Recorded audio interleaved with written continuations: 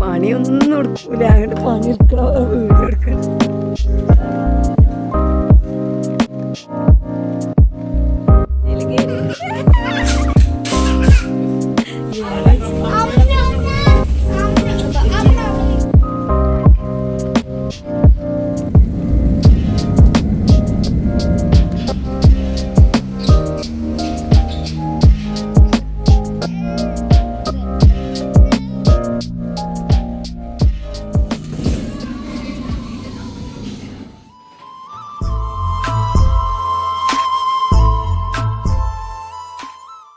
Hi friends, അസ്സലാമു അലൈക്കും. Welcome to Shivo's world.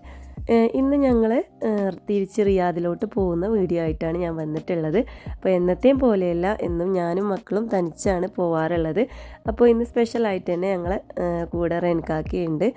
അപ്പോൾ സ്പെഷ്യലായതുകൊണ്ട് തന്നെ അതിൻ്റേതായിട്ടുള്ള കുറേ ഡിലേയും കാര്യങ്ങളൊക്കെ എയർപോർട്ടിൽ നിന്ന് വന്ന് കുറച്ച് പ്രശ്നങ്ങളൊക്കെ വന്നു കേട്ടോ. അപ്പോൾ അതൊക്കെ ഞാനിതിൽ ഇൻക്ലൂഡ് ചെയ്യുന്നുണ്ട്. അപ്പോൾ ഇതിപ്പോൾ ഞാൻ വന്നിട്ടുള്ളത് ഞങ്ങൾ പോകുന്നതിന് മുമ്പ് എല്ലായിടത്തും ഒന്ന് യാത്ര പറയാൻ വേണ്ടിയിട്ട് ഞാനും ഉമ്മയൊക്കെ ഒന്ന് ഇറങ്ങിയതാണ് കേട്ടോ. ഇതിപ്പോൾ ഞങ്ങൾ ഫസ്റ്റ് വന്നിട്ടുള്ളത് റെൻകാക്കാൻ്റെ മാമൻ്റെ വീട്ടിലോട്ടാണ് കേട്ടോ. മാമൻ്റെ വീട് മാത്രമല്ല, നമ്മുടെ ഒരുപാട് മോട്ടിവേഷൻ ക്ലാസ് എടുക്കുന്ന ഡോക്ടർ ഫർഹയുടെ വീടും കൂടിയാണ് കേട്ടോ. അങ്ങനെ ഞങ്ങൾ എല്ലായിടത്തും യാത്രയൊക്കെ പറഞ്ഞ് തിരിച്ച് വീട്ടിലോട്ട് തന്നെ വന്നു. പിന്നെ പോവാനുള്ള ഒരുപാട് കാര്യങ്ങൾ ചെയ്ത് തീർക്കാനുണ്ട്. സാധനങ്ങൾ വാങ്ങാനൊക്കെ ഞാൻ ഒരുപാട് എല്ലാം വാങ്ങി വെച്ചിട്ടുണ്ടായിരുന്നു. റെൻകാക്ക 1 വീക്കിനല്ല വരുന്നത്.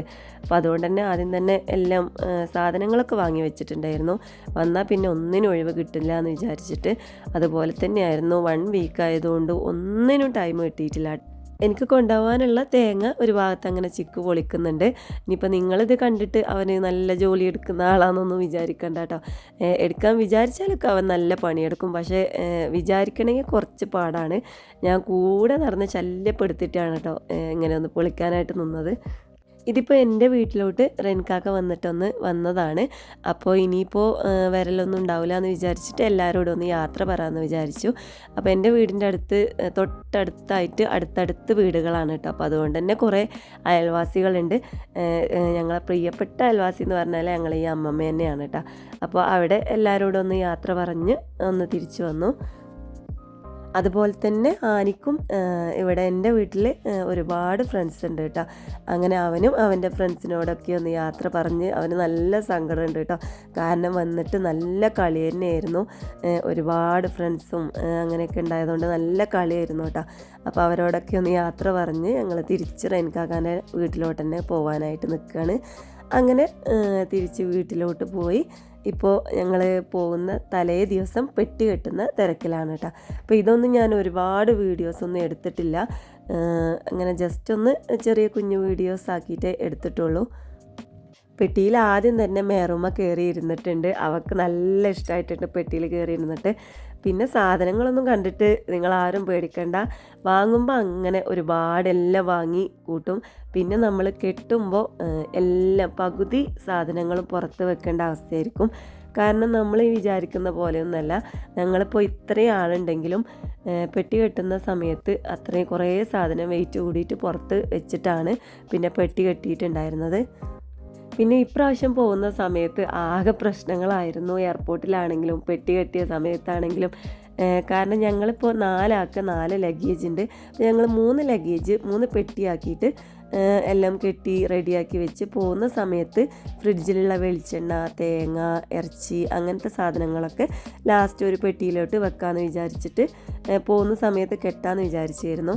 അങ്ങനെ പോകുന്ന സമയത്ത് കെട്ടിയ സമയത്ത് വെളിച്ചെണ്ണയും തേങ്ങയും ഇറച്ചിയും എല്ലാം കൂടെ വെച്ചപ്പോൾ വെയിറ്റ് കൂടി, നല്ല കൂടിയിട്ടാണ്. പിന്നെ അതെല്ലാം നമുക്ക് കൊണ്ടുപോകേണ്ട അത്യാവശ്യമായിട്ടുള്ള സാധനം ആയതുകൊണ്ട് തന്നെ പിന്നെ ഒന്നിനും പറ്റാതെയായി.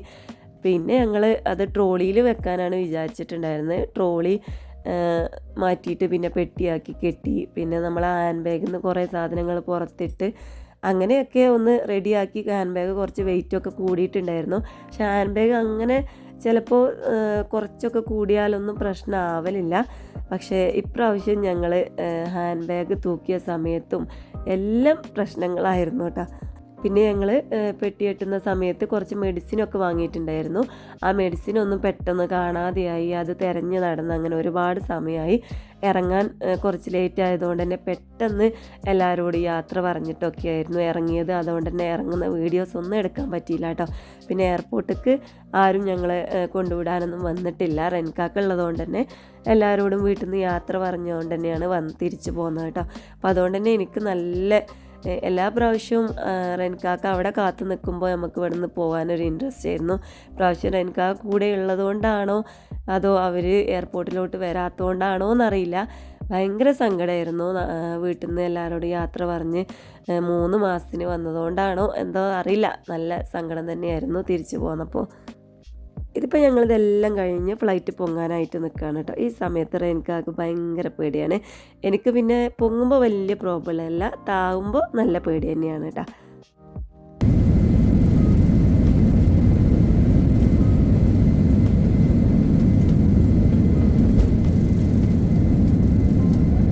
ആ പേടിച്ച് നിൽക്കുന്ന സമയത്ത് ഞാൻ അറിയാതെ ഒന്നിങ്ങനെ വീഡിയോ എടുത്തതാണ് കേട്ടോ.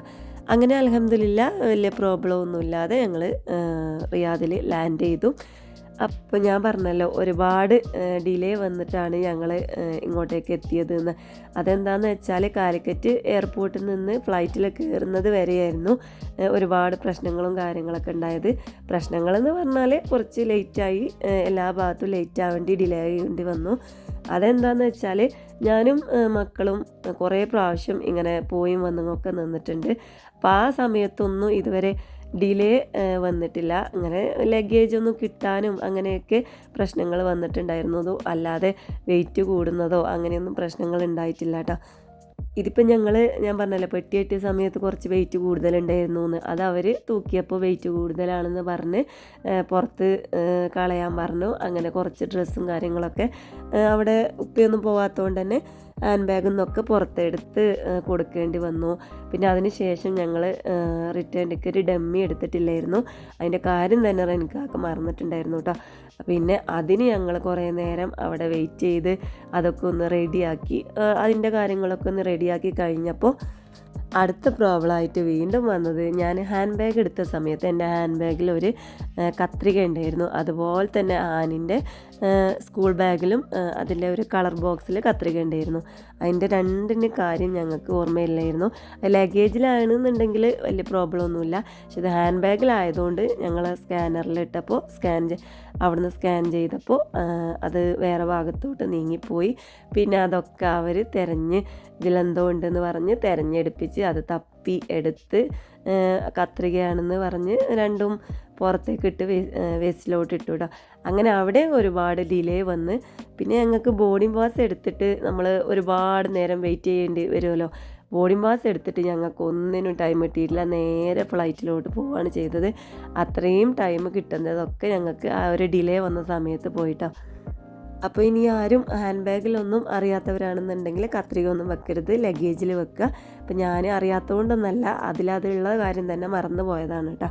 അങ്ങനെ അൽഹംദുലില്ലാ സേഫായിട്ട് റൂമിലെത്തിയിട്ടുള്ള റൂമിൻ്റെ അവസ്ഥകളാണ് ഈ കാണുന്നത് കേട്ടോ. വന്ന് ലഗേജൊക്കെ പൊട്ടിച്ച് എല്ലാ ഭാഗത്തും വെച്ച് ഡ്രസ്സൊക്കെ ആകെ വലിച്ചു വാരിയിട്ടുള്ള അവസ്ഥയാണ് ഈ കാണുന്നത്.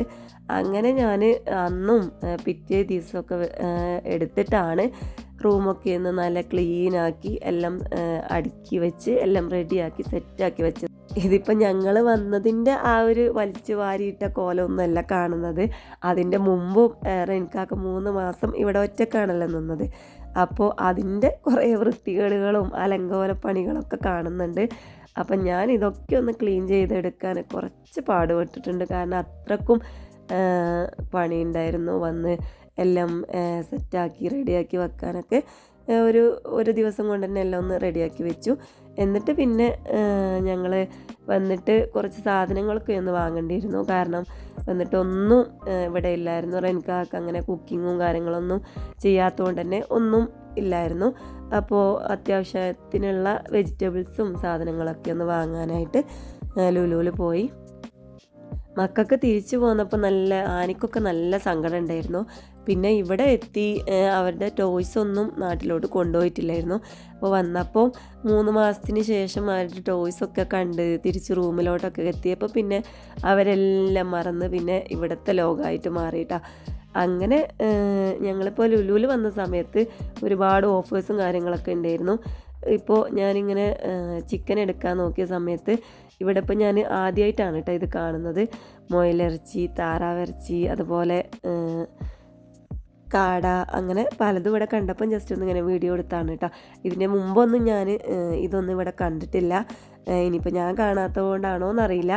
അങ്ങനെ കുറച്ച് സാധനങ്ങളൊക്കെ ഒന്ന് വാങ്ങി തിരിച്ച് റൂമിലോട്ട് തന്നെ വന്നു.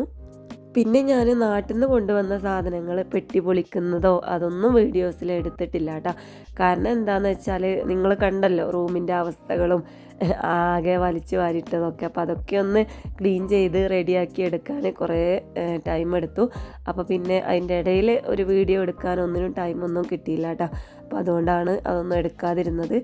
അപ്പോൾ ഇത്രയൊക്കെയുള്ളൂ ഞങ്ങളുടെ റിയാദിൽ എത്തിയിട്ടുള്ള വിശേഷങ്ങളൊക്കെ. അപ്പോൾ ഇന്നത്തെ വീഡിയോ ഇത്രയേ ഉള്ളൂ. തീർച്ചയായിട്ടും ഇഷ്ടപ്പെട്ടാൽ ലൈക്ക് ചെയ്യുക. അതോടൊപ്പം ഇതുവരെ സബ്സ്ക്രൈബ് ചെയ്യാത്തവരുണ്ടെന്നുണ്ടെങ്കിൽ ഒന്നും മറക്കാതെ സബ്സ്ക്രൈബ് ചെയ്യുക. അതിൻ്റെ തൊട്ടടുത്തുള്ള ബെല്ലൈക്കണയും കൂടി ഒന്ന് ക്ലിക്ക് ചെയ്യുക കേട്ടോ. അപ്പോൾ ഇൻഷാ അല്ലാഹ് അടുത്ത ദിവസം റിയാദിലെ വിശേഷങ്ങളൊക്കെ ആയിട്ട് വരാം. അതുവരേക്കും എല്ലാവർക്കും അസ്സലാമു അലൈക്കും.